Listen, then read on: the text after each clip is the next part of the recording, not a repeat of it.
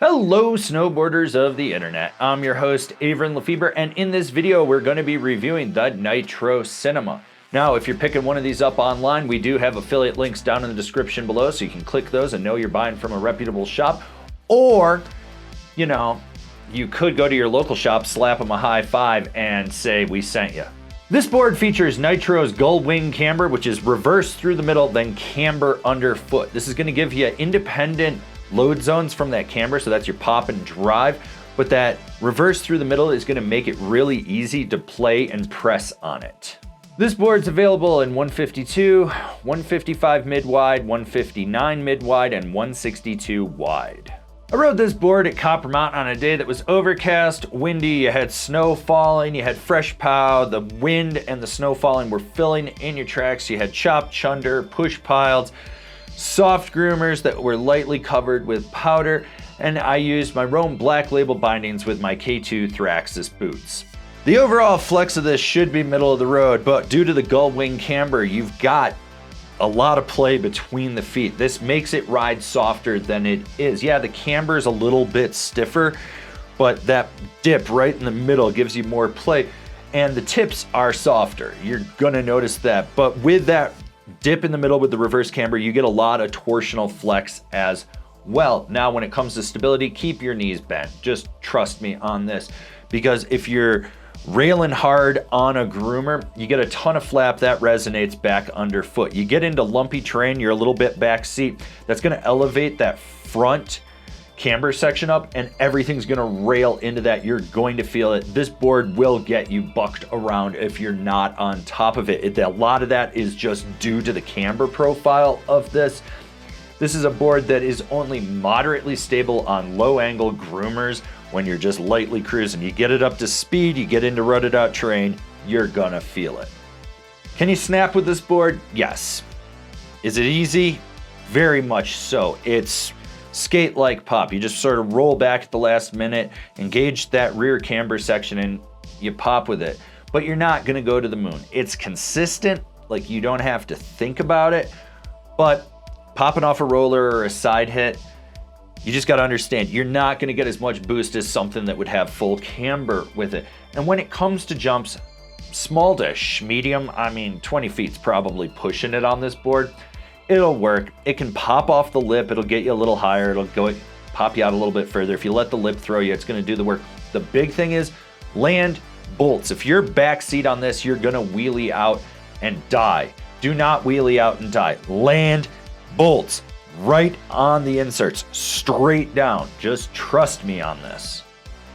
Okay, we're about halfway through this review. If you've given it a thumbs up, you know you need to do that. Go do it, because I told you to, please. There you go. All right, now that you've done that, if you haven't subscribed, do that. Click the bell, get those notifications. That way you're not missing any of the programming we've got coming out for you.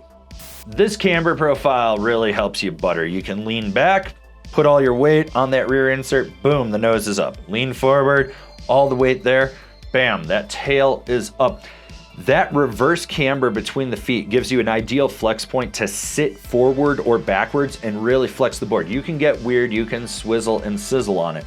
This also helps with jibbing. It makes it really easy to lock into a nose or a tail press. Where it lacks though is if you go sideways.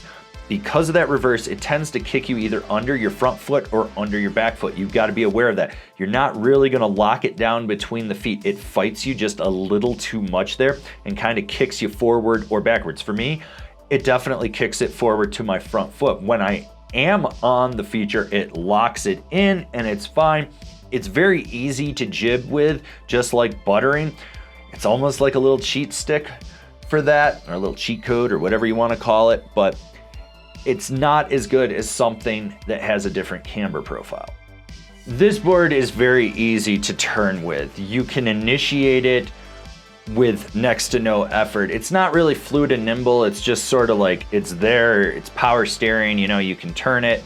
It's going to just engage and whatnot. You can drive it off the front foot, but you really want to try to keep your weight centered. When you get into the back seat of this to apex out of the carve, it gets a little squirrely. It's part of the limitations with this, which in my opinion, it's good for short, tight, quick turns because you can really ankle steer it with no issue.